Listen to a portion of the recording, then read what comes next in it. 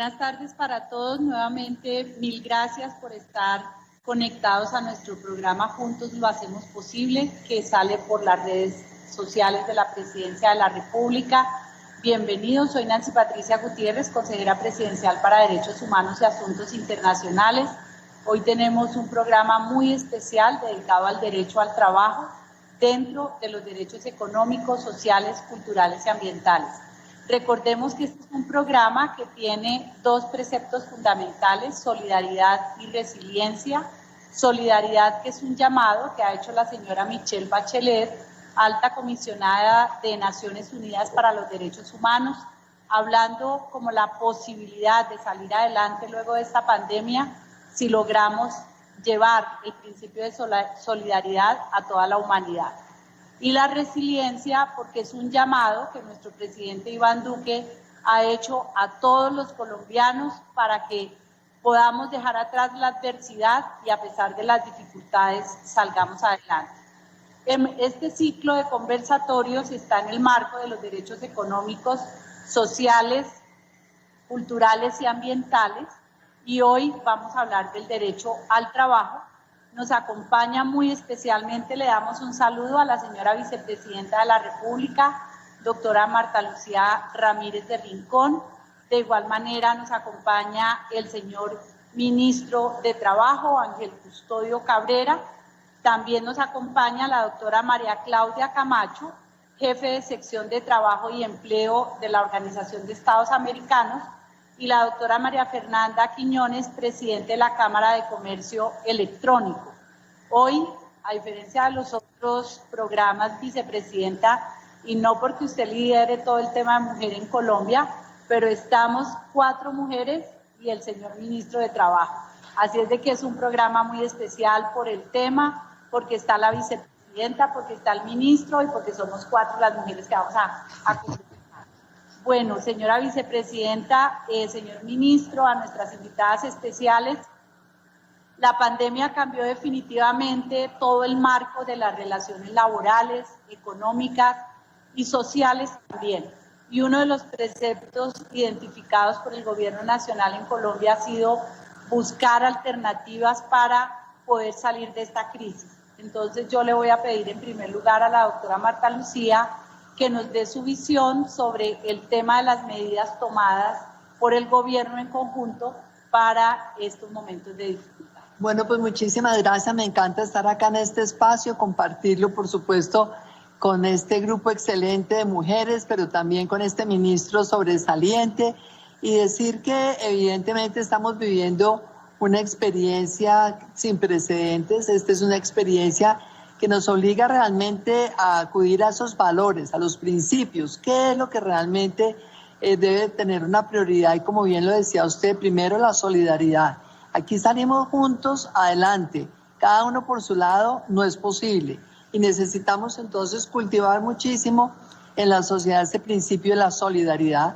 En segundo lugar, también el de la corresponsabilidad. Aquí debemos saber que nadie puede hacer por nosotros lo que nosotros mismos no estemos dispuestos a hacer. Lavarnos las manos, utilizar el gel, ponernos el tapabocas. Son decisiones del libre albedrío, y es saber que con esto nos estamos cuidando a nosotros, pero también estamos cuidando a los otros. Y el tema de la resiliencia, que ya usted lo explicaba muy bien. Nosotros con el presidente de la República, con todo el Consejo de Ministros, cuando se tomó la decisión de hacer el cierre de la economía, dijimos que es fundamental tener unas actividades que estén funcionando, en primer lugar porque tenemos que garantizar el abastecimiento de los colombianos, y eso lo hicimos con los alimentos, los medicamentos y los elementos de aseo. Eran 3 elementos absolutamente esenciales para cualquier persona. En la época del confinamiento trabajamos acá desde la vicepresidencia con el ministro de Comercio Exterior, José Manuel Restrepo, el ministro de Agricultura, permanentemente con todos los equipos técnicos llevando en un monitor qué estaba pasando con los alimentos en el país, con la distribución de medicamentos, con la ministra de Transporte también para asegurar el transporte. Digamos que esto fue bastante efectivo para evitar que el confinamiento además generara un impacto sobre lo que es realmente esencial para la dignidad de la vida, y es eso, tener con qué asearse, tener cómo comer. Después entonces pues han ido todo este paquete de ayudas sociales sobre las cuales ustedes acá en este programa también han compartido tantísimo. Un programa muy importante del ingreso solidario que hace parte de toda esta innovación que se ha introducido por parte del gobierno, pero también hemos tenido desde el primer día la preocupación por el empleo. En esto el ministro Ángel Custodio tiene un gran liderazgo, ha convocado el presidente del gobierno, el ministro, una misión de empleo, porque sabemos realmente que todas las ayudas son necesarias, son bienvenidas, pero tenemos que lograr la solución estructural, que es la solución a la seguridad económica de cada colombiano. Y nosotros hemos venido trabajando muchísimo en lograr que esas empresas que se mantuvieron abiertas, las que después han venido abriendo, pues se haga realmente un proceso de reinicio de actividades económicas el más pronto posible, pero siempre muy cuidadosos en los protocolos de bioseguridad, que también trabajamos mucho en eso, desde la vicepresidencia con los dos ministros de Comercio y Agricultura, de Salud, por supuesto, porque ya tenemos que tener claro, no hay ningún país del mundo que pueda estar cerrado indefinidamente, entonces esta reapertura selectiva de sectores pues tiene que tener ese, digamos, como ese criterio, lo que más impacte favorablemente al empleo y lo que menos riesgo de contagio traiga, pero siempre advirtiendo la necesidad de este autocuidado. Y en tercer lugar, hemos trabajado muchísimo en el tema de la mujer. La mujer es la más golpeada con esta pandemia porque sabemos que, en primer lugar, las mujeres están concentradas en esos sectores que más han sufrido con el aislamiento. El 70% de las mujeres trabajan en sectores como comercio, servicios, inclusive todo lo que tiene que ver con el turismo, que es uno de los sectores más golpeados por la pandemia. Entonces esto le afectó el empleo de las mujeres. Pero también una cosa que nos preocupa muchísimo es cómo la mujer que está en la casa, que ha tenido obviamente que acompañar ahora a sus hijitos con todo el tema de la educación digital y demás, entonces le queda muy difícil hacer teletrabajo, pues porque es que tiene que estar muchas veces en la casa, no haya sido un computador o dos, entonces pues los hijos son la prioridad y para la mujer trabajar en estas condiciones es muy difícil, entonces por eso vemos cómo ha aumentado el desempleo de la mujer durante este tiempo. Nos preocupa muchísimo porque los datos del mes de junio son realmente bastante preocupantes y sobre todo en algunas ciudades donde está, digamos, los mayores niveles de desempleo.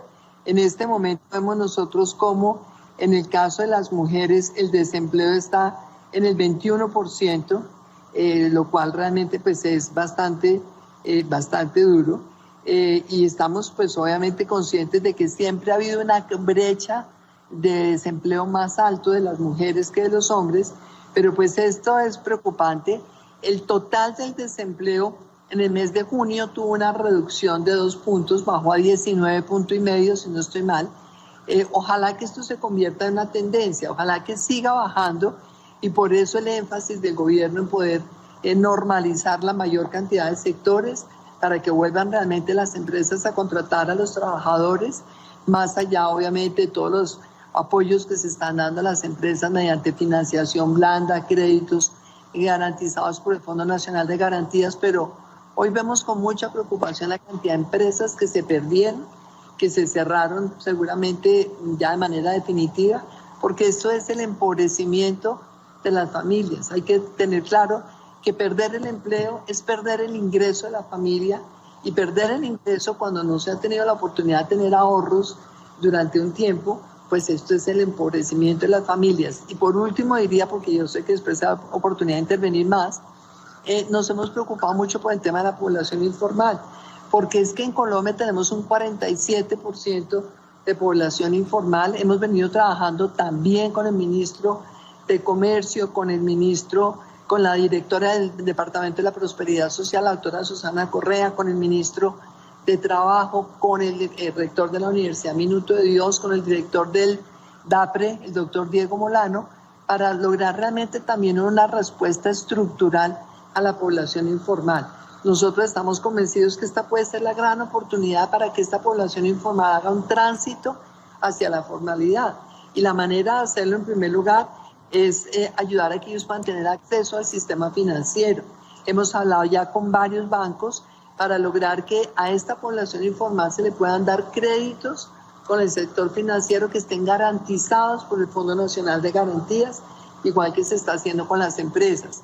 Segundo, con Confecámaras, que es el gremio de las cámaras de comercio, diseñamos un registro simplificado para que esta población informal pueda registrarse en las cámaras de comercio.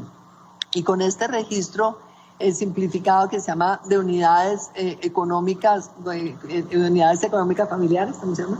Bueno, este registro simplificado les da además el derecho a tener una capacitación por parte de las cámaras de comercio, capacitación para que puedan hacer emprendimientos que sean escalables, sostenibles, rentables.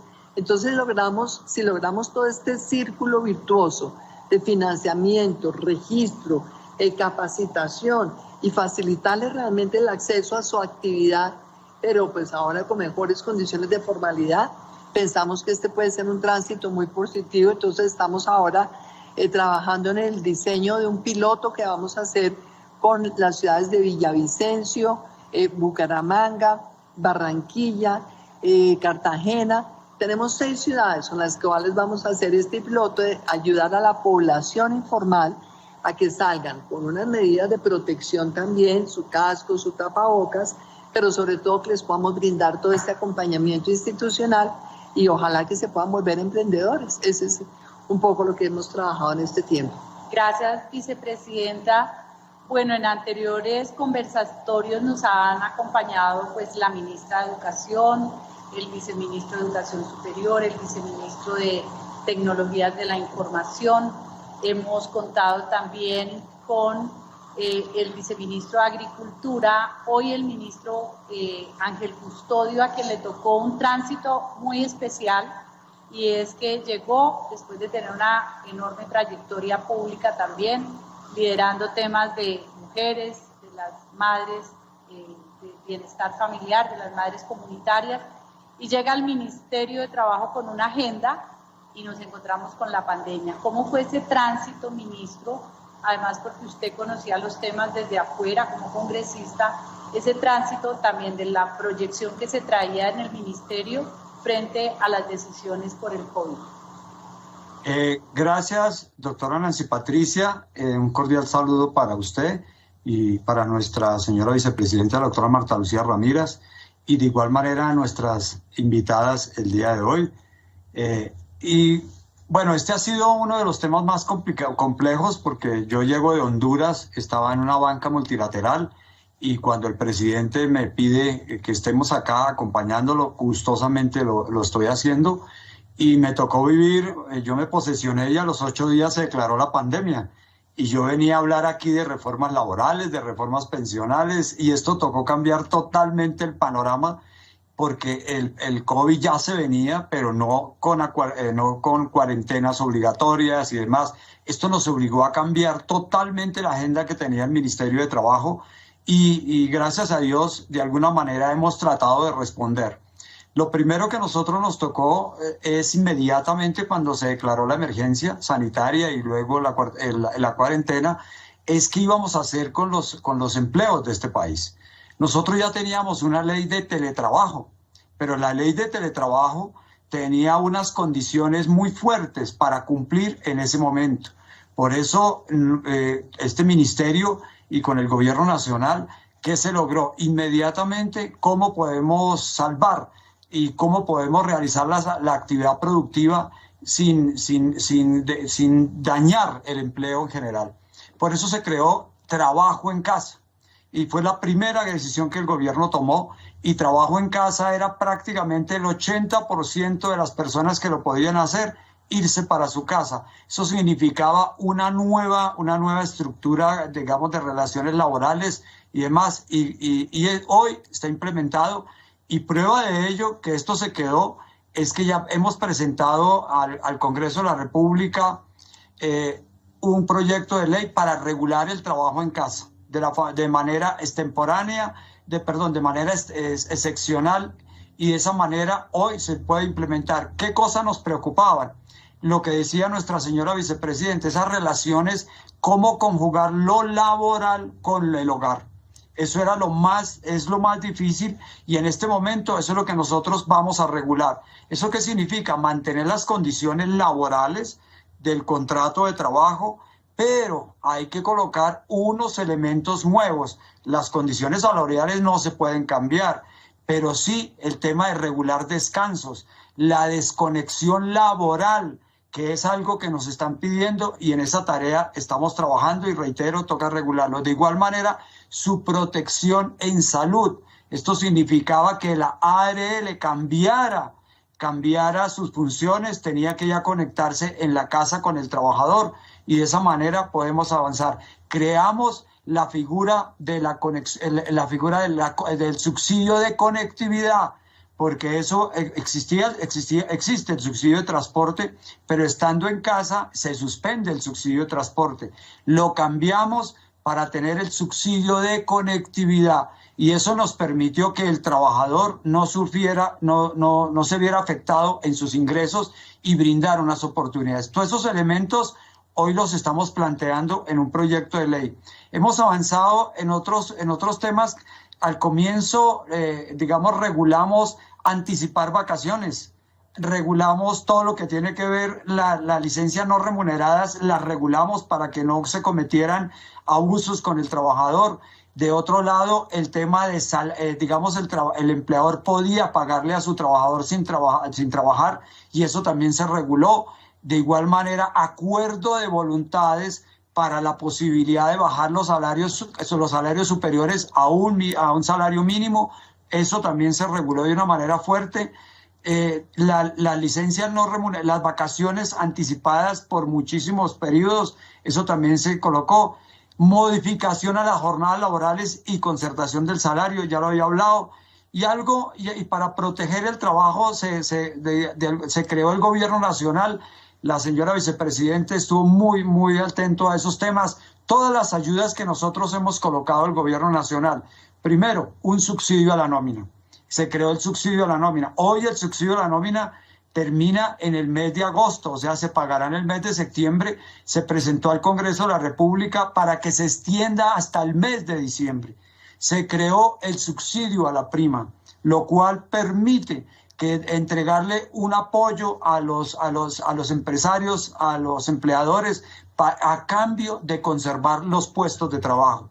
Sin embargo, todas estas medidas han sido, insuficientes. ¿Por qué? Porque encontramos con algo que decía también la señora vicepresidenta, la estructura de muchas empresas en Colombia, sobre todo las pequeñas y medianas empresas, en este momento tan difícil, fueron las que inmediatamente fueron afectadas muy grande, y parte de la pérdida de los empleos formales, porque si miramos bien las estadísticas, los empleos formales a junio fueron cerca de 800.000 empleos, el 60-70% fueron las pequeñas y medianas empresas, lo cual ahora en el proyecto de ley que se está presentando al Congreso de la República va a permitir que esas pequeñas y medianas empresas tengan unos elementos mucho mayores. Ya el gobierno nacional lo hizo con el apalancamiento financiero, los créditos y demás, pero ha sido insuficiente. Por eso queremos fortalecer las pequeñas y medianas empresas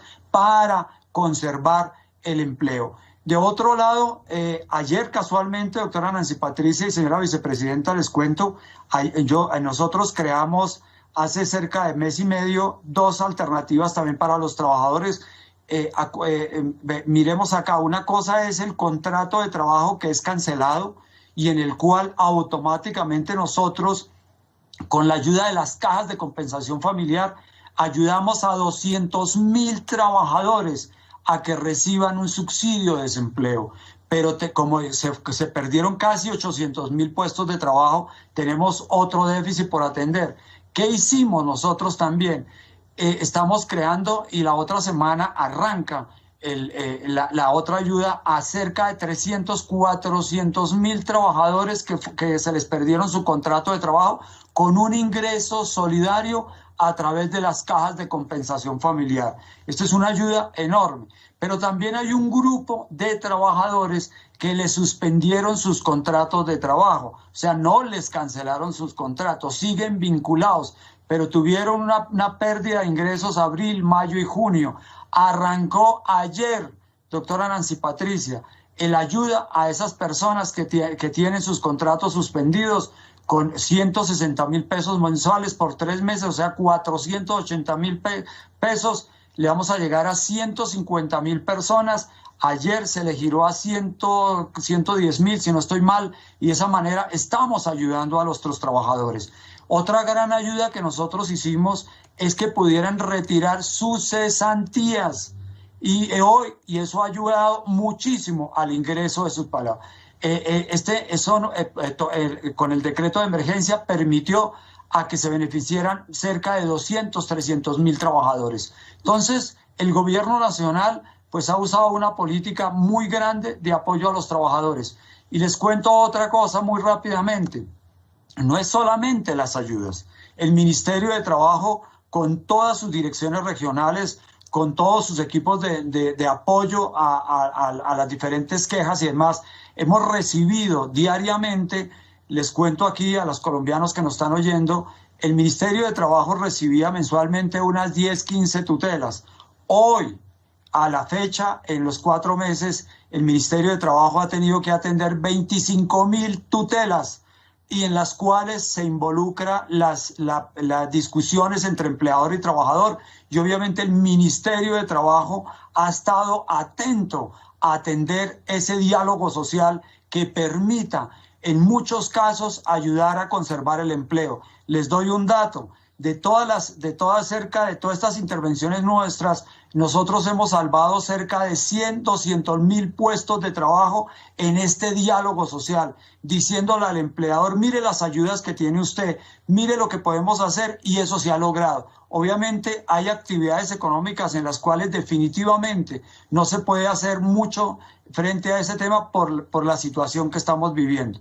Yo quería contarles, adelantándole eso, doctora Nancy Patricia, voy a dejar ahí, si hay algo que haya que complementar, con mucho gusto, pero quiero dejar ahí y decir que el gobierno nacional está muy comprometido en conservar el puesto de trabajo y en la reactivación económica, en la cual lo está liderando nuestra vicepresidenta, en la cual pues ahí vamos a generar más puestos de trabajo. Pero en las actuales circunstancias ha sido bien complejo. Hemos tenido acompañamientos, para terminar, casi me olvida algo muy importante, hemos tenido el acompañamiento internacional de la OIT para todos estos efectos. Por eso estamos creando, en este momento estamos creando nuestra misión de empleo. La misión de empleo va a ser financiada por la banca multilateral y en especial por la propia OIT, acompañándonos en este sentido. Vamos a tener 4 o 5 elementos en los cuales, con la misión de empleo, donde van a estar los trabajadores, los empleadores, pero no ellos como tal discutiendo, no, sino todos los académicos, las personas que entienden qué hay que hacer en ese sentido, quitarle un esquema diferente y conservar una situación nueva que es simplemente con expertos y con personas académicas y demás, lograr de esa manera. Se van a conformar 5 mesas de trabajo, en la cual la primera parte va a ser la protección social al trabajador, o sea, que se van a crear documentos en ese sentido. La forma en que están hoy determinados los salarios, en ese sentido también va a ser la otra propuesta. ¿Cómo va a ser la formación para el trabajo? ¿Cómo nos vamos a capacitar? Nosotros hemos venido trabajando en la formación, en la caracterización de los diferentes trabajos y de esa manera dar respuestas muy concretas. De otro lado, vamos a revisar todo el tema laboral, cómo hoy se contrata, qué normas se requieren, qué aspectos regulatorios van a ser necesarios para enfrentar esta pandemia, y de ahí van a salir análisis de reforma, se van a analizar las reformas pasadas, hoy todo lo que existe, y por último vamos a revisar el Estatuto del Trabajo. Entonces yo creo que con eso podemos avanzar y vamos a entregarle insumos para esta misión. Va a tener soluciones, entre comillas, a corto, mediano y largo plazo. Si los expertos consideran que ya deben tomarse medidas, se les presentará al Congreso de la República para avanzar. En eso estamos trabajando. Y algo que dijo nuestra vicepresidenta, el tema de la informalidad. Estamos firmando en este momento el decreto que tiene que ver con el piso de protección social. Queremos llegarle a esos trabajadores que hoy ganan menos de un salario mínimo. el gobierno nacional y la persona que lo está contratando, entre los dos, buscar su seguridad social y empezar la formalidad que tanto se requiere en este momento. Ahora sí, de verdad, termino aquí. Es que este tema uno quisiera seguir hablando, pero el tiempo es muy limitado y de verdad, muchas gracias por la invitación, doctora Nancy Patricia.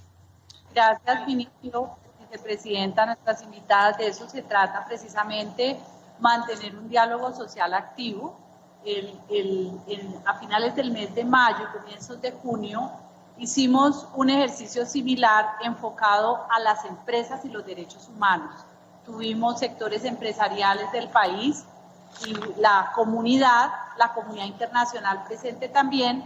Terminado ese ejercicio, el presidente Iván Duque nos pidió que retomáramos desde los derechos económicos, sociales, culturales y ambientales, haciendo énfasis en lo que ha plantado el ministro, y es el diálogo social.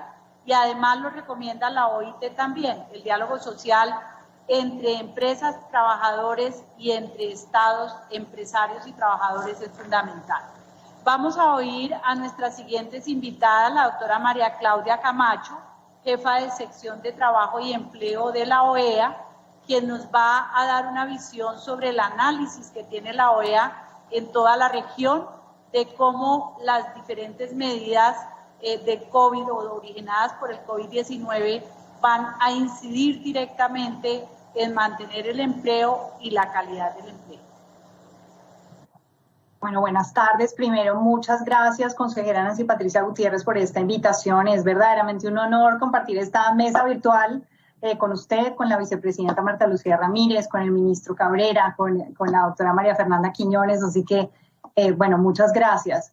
La verdad que las medidas que nos comparte tanto la vicepresidenta como el ministro son de alguna forma consistentes con las orientaciones, las recomendaciones de política pública a nivel internacional, y son consistentes con lo que vemos a nivel regional, primero de un esfuerzo por mitigar de manera muy rápida, y hay que reconocer que los gobiernos de la región se movieron muy rápido para enfrentar esta pandemia y responder primero a proteger a los trabajadores en su derecho a la salud primero, que es el objetivo fundamental del confinamiento, a proteger la relación laboral, las empresas, digamos, y el empleo, conscientes de que los despidos no solamente afectan a los trabajadores y a sus familias, sino que van a afectar la posibilidad de una rápida recuperación. Entonces, digamos, este afán de apoyar el tejido empresarial, sobre todo micro, pequeñas y medianas empresas, que se mencionaba antes, son el grueso de la actividad económica y el grueso del empleo. Y también, digamos, este esfuerzo por proteger los ingresos de poblaciones más vulnerables, de aquellos que se encuentran en la informalidad y, digamos, de otros que tienen que no han visto en una relación formal de trabajo la posibilidad, digamos, de un ingreso permanente. Entonces, creo que también de alguna forma felicitar al gobierno de Colombia, porque un poco dentro de las medidas que estamos analizando, que a eso me voy a referir ahora en la OEA, vemos que han tomado un liderazgo importante, por ejemplo, en el tema de teletrabajo. El ministro lo decía, había una legislación, pero rápidamente se ajustaron para hablar de trabajo en casa, trabajo remoto, de flexibilizar un poco eso. En materia de diálogo social, hay ejemplos muy interesantes en materia de ampliación de cobertura de protección social. Entonces, digamos que vemos que están caminando y dando pasos muy sólidos en lo que se entiende deberían ser las medidas de enfrentar esta crisis. Pero claro, hay que dar ahora el siguiente paso, que sé que seguramente en esta conversación vamos a conversarlo, y es cómo vamos hacia la reactivación, ¿no? También entendiendo, al principio de la pandemia pensábamos que primero íbamos a tener medidas de contención y luego salíamos de la pandemia y hablábamos de recuperación económica. Ya vimos que eso no es así, que esas no son fases nítidamente diferenciadas y que lo que vamos a tener es una sobreposición de las dos por un tiempo largo. Entonces, que tenemos que prepararnos desde nuestras instituciones para trabajar en esos dos caminos simultáneamente, continuar con las medidas de contención y hablar de reactivación económica. Yo quería, consejera, referirme un poco al rol de la cooperación internacional en esta pandemia, porque esta pandemia nos ha mostrado muchas cosas y una de esas es la importancia de la cooperación. Por un lado, la cooperación entre países, porque esta es una crisis sin precedentes, lo mencionaba nuestra vicepresidenta. Es una crisis de oferta, de demanda, es una crisis que empezó por el lado de salud, pero se volvió rápidamente una crisis económica, social. Los impactos son enormes y hay una gran incertidumbre sobre cómo seguir, ¿no? Crisis anteriores nos dan algunos elementos, pero no todos. Y en esa medida poder compartir información, poder compartir experiencias, poder mirar lo que están haciendo otros que van un poco más adelante en el camino, pues es fundamental. Y ahí es donde la OEA se ha, digamos, situado. Desde el principio publicamos un portafolio de respuestas de los ministerios de trabajo al COVID.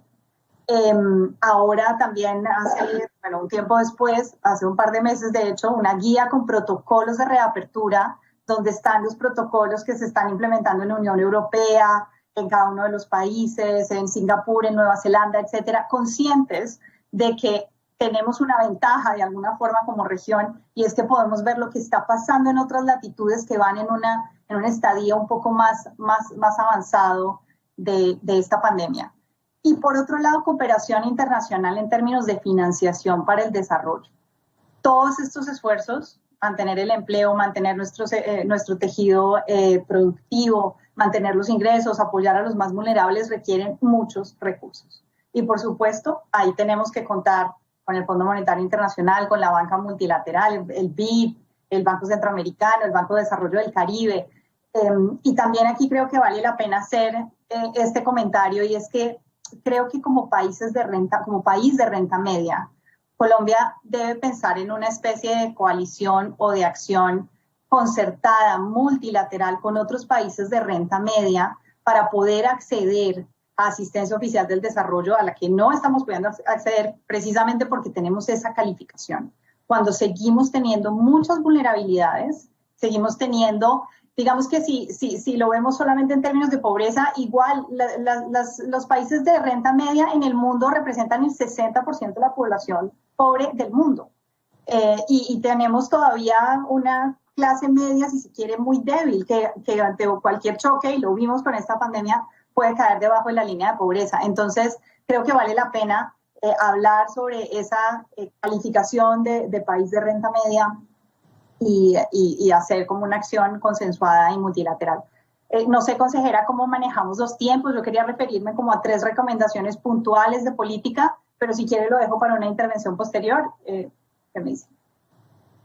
Para de todos, obviamente, como decía el ministro Ángel Custodio, el trabajo que ha tenido el gobierno nacional en este tema, tanto en cabeza de la vicepresidenta como del ministro, pues es tan extenso, y es una oportunidad también para que el país se entere, aunque todos los días a las 6 de la tarde el presidente Iván Duque tiene el programa, está dando cuenta de la información de las decisiones que se toman.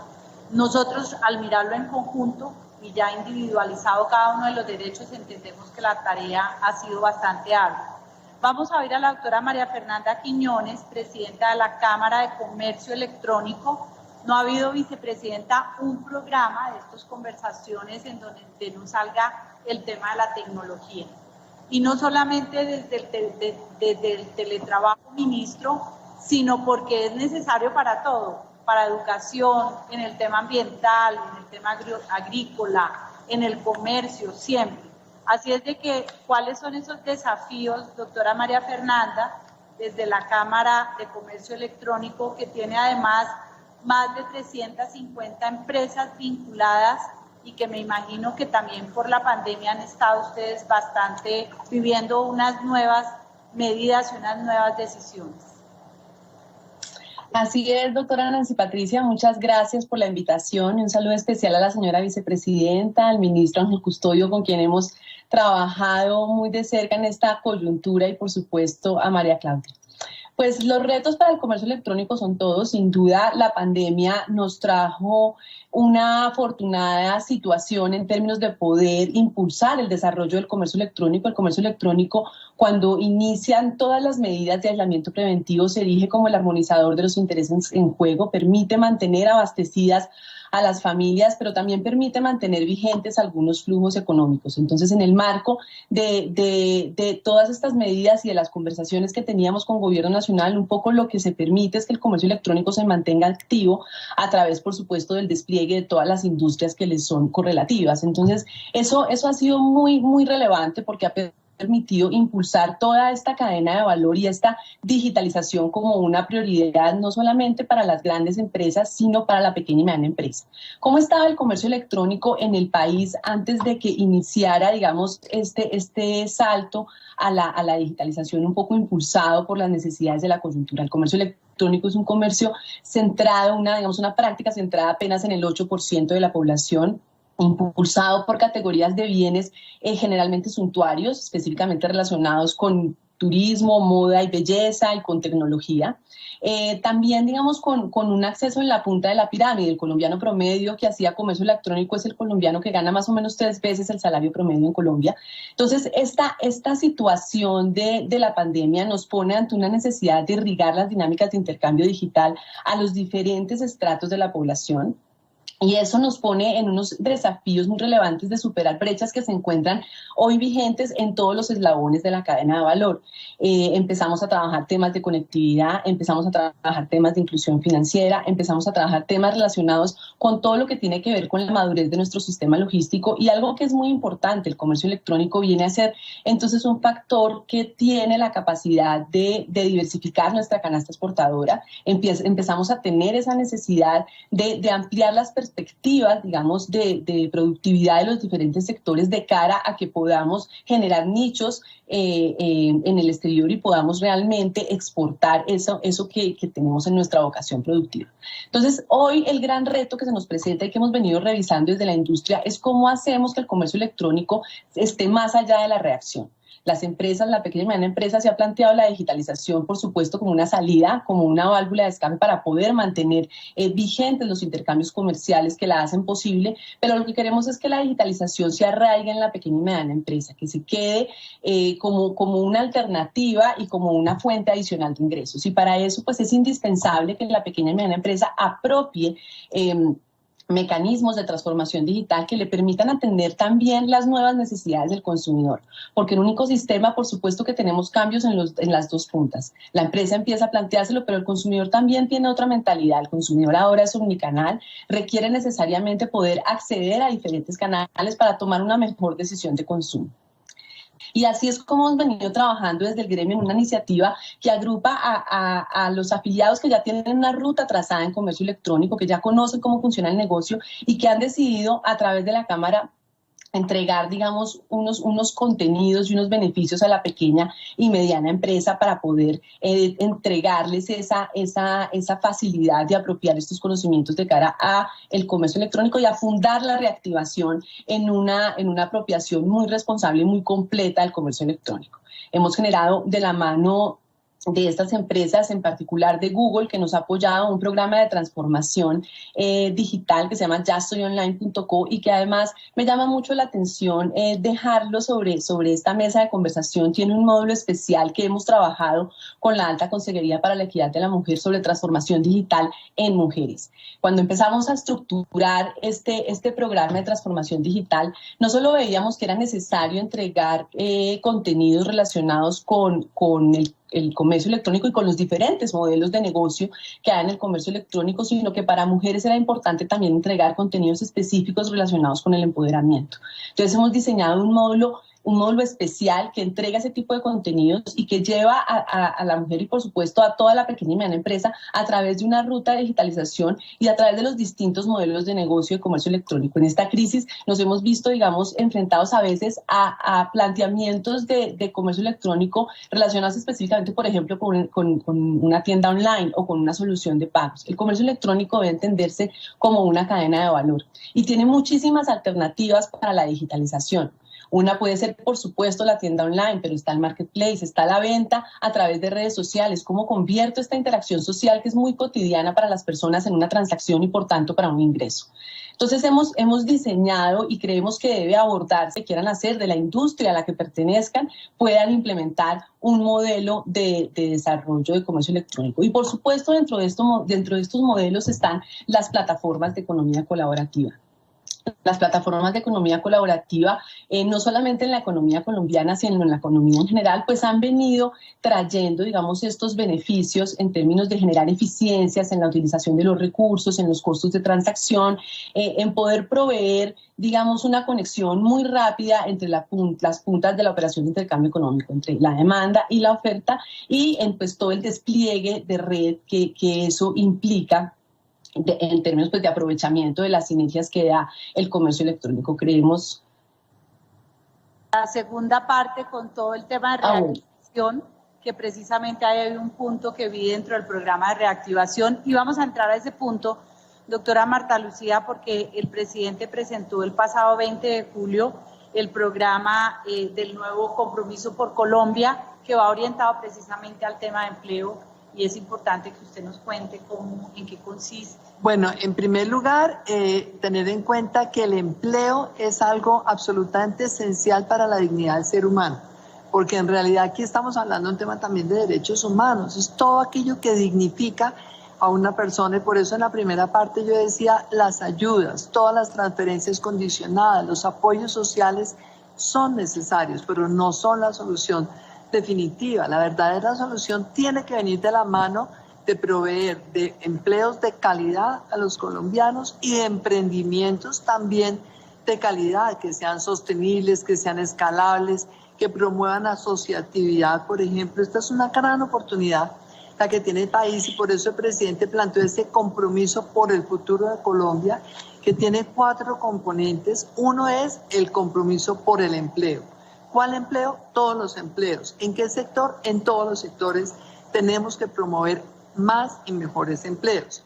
Segundo es el compromiso por los más pobres, y obviamente tenemos que entender que hay muchísima gente en esta sociedad que tiene niveles de pobreza extrema. Entonces todo lo que se desarrolle desde el punto de vista de reactivación tiene también que tener ese componente de incluir a los más pobres y los más vulnerables.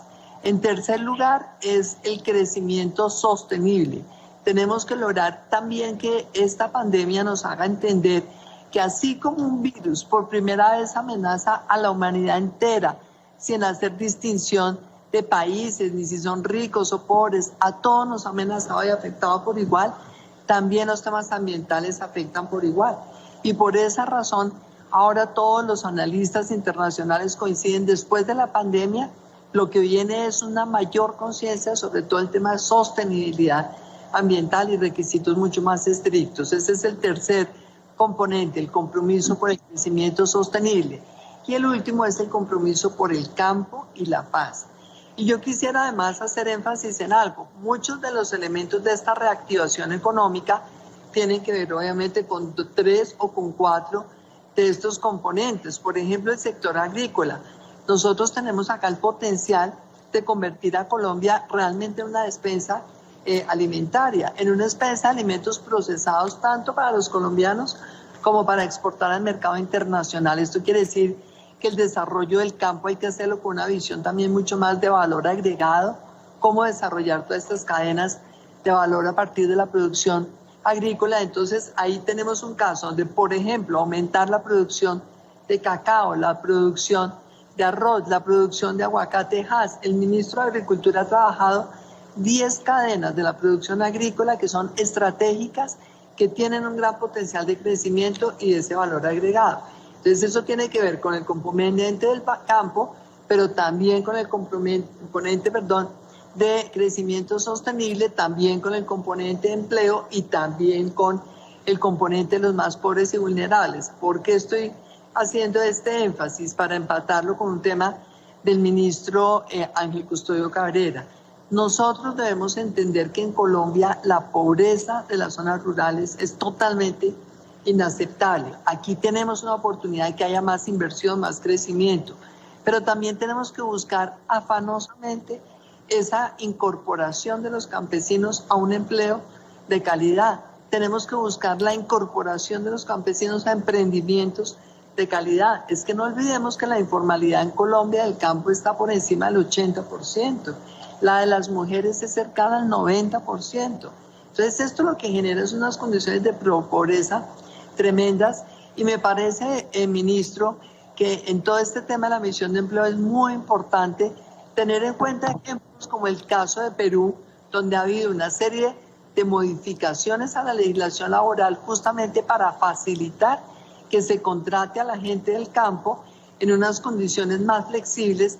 ¿Por qué? Porque es que necesitamos que la agricultura industrial, las producciones agrícolas de gran escala puedan generar empleos para los campesinos, pero también sabemos que el trabajo del campo pues tiene sus propias particularidades. La época de cosecha es más intensiva en trabajo, hay épocas en donde baja, entonces eso tiene que generar algún tipo de flexibilidad laboral, que es lo que hizo Perú, y con eso Perú se convirtió realmente en una potencia importante en las exportaciones agroindustriales. Entonces, la reactivación nuestra en este momento incluye aquellos sectores que tienen una altísima capacidad de generación de empleo para los próximos 2 años, de tal manera que por eso hemos dicho, nuestra recuperación va en 2 tiempos, reactivación a 2 años y repotenciación de la economía con miras al 2030. ¿Por qué? Porque las decisiones que tomemos hoy, lo que está haciendo el ministro de Trabajo, lo que está haciendo Planeación, lo que está haciendo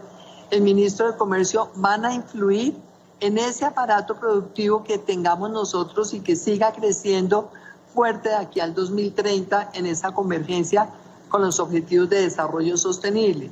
Pero nuestra urgencia en este momento también está concentrada en reactivar el empleo, en lograr que de aquí a finales de nuestro gobierno se hayan recuperado todos esos empleos que se perdieron y tengamos una economía creciendo al 5,5%. Entonces, en esos sectores que son altamente generadores de empleo tenemos todo lo que es el sector de la infraestructura que jalona mano de obra por cantidades. Allí vamos a tener toda la continuidad de las vías 4G, las 5G, que además trabajamos mucho también con usted cuando era ministra del Interior en nuestro famoso pacto bicentenario, que es un pacto muy importante en obras de infraestructura en esos departamentos.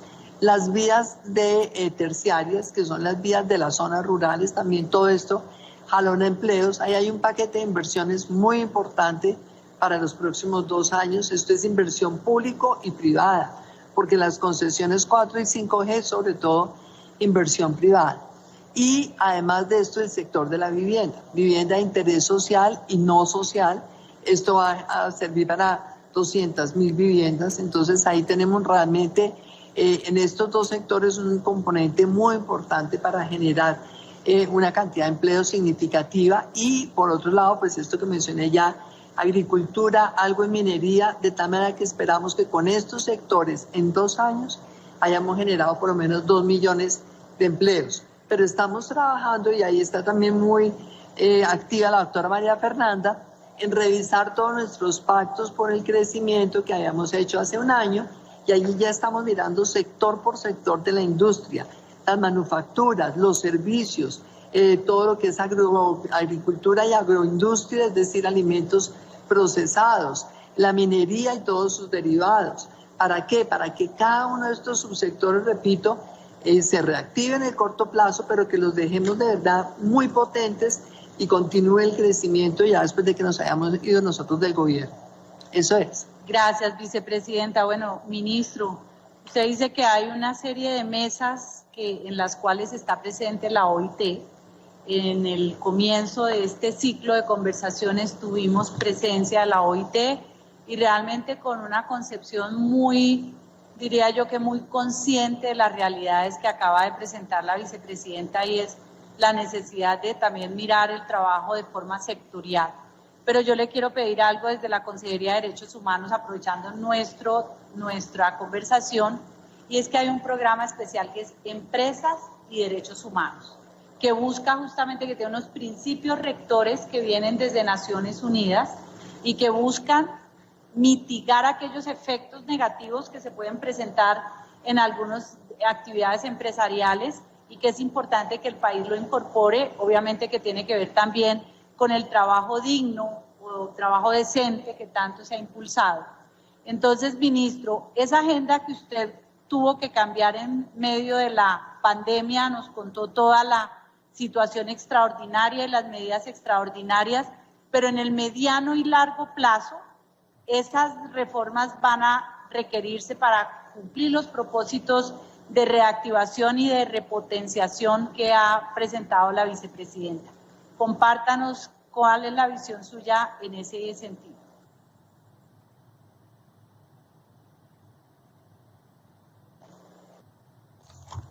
Ya, se me olvida activar el micrófono. Bueno,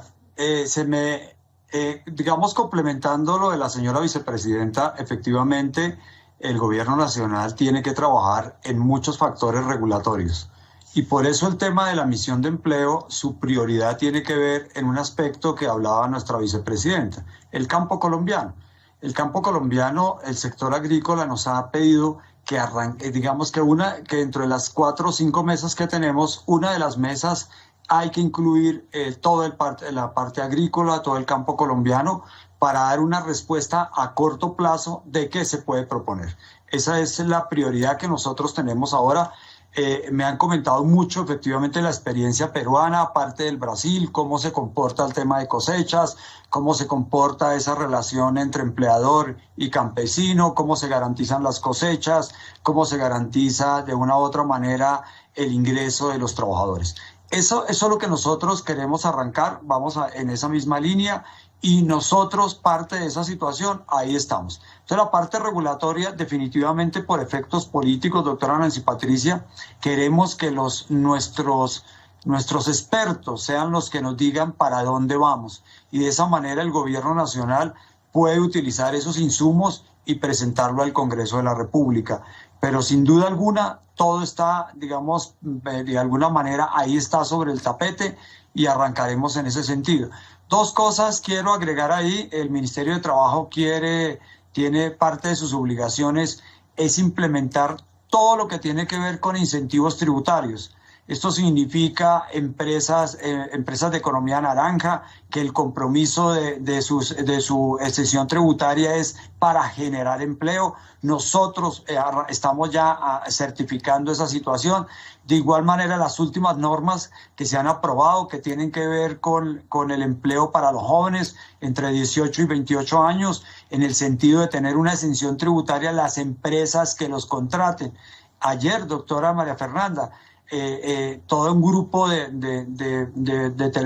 Teleperformance ampliaron 10.000 puestos de trabajo para jóvenes en el tema virtual, en el tema de plataformas digitales, y ahí utilizaron la figura de estas exenciones tributarias, de estos descuentos tributarios que permite contratar a estos jóvenes. De igual manera, tenemos que implementar a aquellas personas mayores de 57 años que las empresas los contraten y demás, también con un incentivo tributario. Entonces vamos a implementar todo lo que tiene que ver con incentivos tributarios para impulsar el empleo en Colombia. Y efectivamente seguiremos atentos a nuevas formas que tienen que ver con, digamos, todo lo que tiene que ver con contrataciones nuevas y demás. Y la cualificación, el Sistema Nacional de Cualificaciones, lo estamos implementando, cual permite decirle a los jóvenes, a las nuevas formas de trabajo, oiga, mire, aquí está usted capacitado, aquí está usted formado, y de esa manera avanzaremos. Esos son los retos que tiene el Ministerio de Trabajo ya en este momento para seguir impulsando de una manera a corto plazo. Y a largo plazo, las grandes reformas estructurales que venían desde el año pasado, es que no se nos olvide, en enero y febrero la tasa de desempleo llegó arrancó en 2 dígitos, pero el crecimiento económico de Colombia era altísimo, más del 3.5%, más del 4%. O sea, el fenómeno del desempleo era un tema estructural antes de la pandemia, que se agudizó con la pandemia, es otra cosa, y nos generó otras formas de ver el desempleo. Y esa es la tarea que estamos haciendo en este momento, y por eso todo lo que está escrito en el plan de desarrollo lo tenemos que implementar, porque de alguna manera se visualizó lo que teníamos que hacer. Eso te comento, doctora Nancy Patricia. Gracias, ministro. Bueno, vamos a aprovechar estos últimos minutos que nos quedan para dos preguntas que nos mandan aquí para la doctora Camacho de la OEA. ¿Qué políticas o medidas en materia de empleo pueden fomentar recuperación basada en cooperación internacional? Claudia. Gracias. Yo creo que primero permítame hacer solo un comentario, y es que digamos que a nivel de comunidad internacional el llamado es a que lo que hagamos ahorita permita que salgamos de esta crisis mejor de lo que entramos. Y en esa medida, las medidas no solo pensarlas en cómo enfrentamos los efectos, sino cómo corregimos debilidades estructurales que venimos cargando desde hace mucho tiempo. En los temas de empleo, en los temas de calificación, eso es central. Es central pensar en estrategias de desarrollo económico, en reconversión productiva, en cómo queremos vernos como país, cómo apalancarnos en la cooperación internacional, digamos, hacia esa visión, qué ajustes tenemos que hacer en nuestros sistemas de formación y educación para garantizar que caminen acorde con esa agenda. Y ahí también, digamos, un llamado desde la cooperación a fortalecer la integración regional. También esta pandemia nos está mostrando que el mundo se va a manejar en bloques regionales. Se están repensando las cadenas de suministro. Tenemos que apostarle a una integración productiva y a una integración comercial en la región. Y creo que eso es parte de lo que la cooperación y la solidaridad a nivel internacional tiene para ofrecer y para sustentar un mayor crecimiento de las economías de toda la región. Gracias, doctora María Claudia. Aquí hay una pregunta que viene dirigida a la doctora María Fernanda Quiñones, y es cómo ha organizado el trabajo en casa, las plataformas de comercio electrónico, siendo la nueva realidad que seguramente se mantendrá hacia el futuro, como por ejemplo horarios, y que la gente pueda tener también posibilidades de descanso. Bueno, eso lo hemos discutido, digamos, en el marco incluso del Consejo Asesor de Vía Digital que trabajamos con la Presidencia de la República. Un poco lo que comentaba el doctor Ángel Custodio es cómo se empiezan a valorar esas nuevas formas de trabajo en casa y cómo se implementan medidas para que efectivamente haya garantía de que existan límites entre el trabajo y la vida pues de casa que van a tener las personas. Y se han hecho diferentes tipos de propuestas que se han venido trabajando de cara a que se pueda reglamentar, como muy extensamente lo explicó el ministro de Trabajo. Desde las plataformas de comercio electrónico, pues por supuesto que como desde todas las empresas se ha promovido un respeto pues por las medidas de distancia social y lo que ha implicado en términos de trabajo en casa, así como todo un debate que se ha venido haciendo sobre estas nuevas modalidades de trabajo enmarcadas dentro del ámbito de la economía digital, que es un poco lo que tiene que ver con el tema de la protección social relacionada con las empresas de economía colaborativa que han traído a este momento, digamos, de crisis y que como lo hemos venido conversando, estaban ya desde antes aportando en ese sentido a las dinámicas pues de desempleo que venía teniendo el país. Las plataformas de economía colaborativa pues entregan esas posibilidades de generación de ingresos a una población que o requiere, digamos, una flexibilidad en términos de horarios para poder trabajar o que no tenía alternativas diferentes a lo que ellas ofrecen, como por ejemplo, pues todo el choque migratorio que se ayuda a soportar a través de estas nuevas modalidades de generación de ingresos. Eso es como así en un paneo lo que puedo decirte, que desde la industria del comercio electrónico se ha venido trabajando en términos de trabajo digital y de nuevas modalidades de generación de ingresos. Gracias, doctora María Fernanda. Ministro, usted que habló de diálogo social, ¿cómo involucrar a los sectores tradicionales, por ejemplo, a los sectores sindicales tradicionales en toda esta nueva onda y desafíos que trae las reformas? Bueno, básicamente, digamos, por ley, por norma, existe la mesa de concertación laboral, y en la cual pues está compuesta por todos los empleadores y obviamente las centrales obreras donde se representan todos los trabajadores. Con la mesa de empleo, con la misión de empleo, ahí están representados los empleadores y las centrales obreras. Y obviamente, como lo decía al comienzo de esta charla, la OIT. Entonces, todos ellos aportan sus expertos, los empleadores también colocan sus expertos y ahí va a haber el diálogo social que estamos reclamando y sobre todo las soluciones lo más pronto posible. Gracias, ministro. Bueno, vicepresidenta, despídanos este conversatorio tan interesante y sobre todo tan importante para el futuro de Colombia. Pues bueno, creo que como lo han dicho tantas en el mundo entero, lo hemos dicho acá todos, hay que convertir esta pandemia en una oportunidad, ser capaces de repensar muchísimos de nuestros esquemas productivos, también de nuestros marcos normativos, entender que la gente que está por fuera del sistema de verdad necesita que haya una oportunidad para ellos dentro del sistema productivo. Creo que mucho de esto viene de la mano con esa flexibilidad en materia laboral, pero también con un deseo verdaderamente comprometido de toda la sociedad por incluirlos. Yo creo que hay un tema que es realmente muy interesante, que también lo maneja el ministro y lo mencionaba también María Fernanda. Ahora estamos hablando de las plataformas y la economía, de toda esta participación, la economía colaborativa, pero es que desde hace muchos años hemos tenido, por ejemplo, una economía de asociatividad, la economía solidaria, y con el ministro hablábamos aquí, hay que ver cómo somos capaces de estructurar cooperativas modernas que tengan un concepto empresarial como sucede en España. El sector rural sin duda debe ser una prioridad, porque si el campo progresa en un país como Colombia, con esta capacidad enorme que tenemos de producir alimentos, si hay progreso en el campo, va a haber progreso en toda la sociedad. Entonces, yo creo que hay que ser capaces de innovar, romper esquemas y entender que los que están adentro del sistema tenemos toda la obligación de incluir a los que están afuera. Por eso estoy tan convencida de este compromiso por el futuro de Colombia, como lo planteó el presidente el 20 de julio. Gracias, vicepresidenta. Bueno, hemos llegado al final. Los esperamos el próximo martes con otro derecho fundamental para la gente en Colombia y seguiremos hablando de diálogo social y de las posibilidades de reactivar nuestro país. Buena tarde para todos. Gracias. Cordial saludo.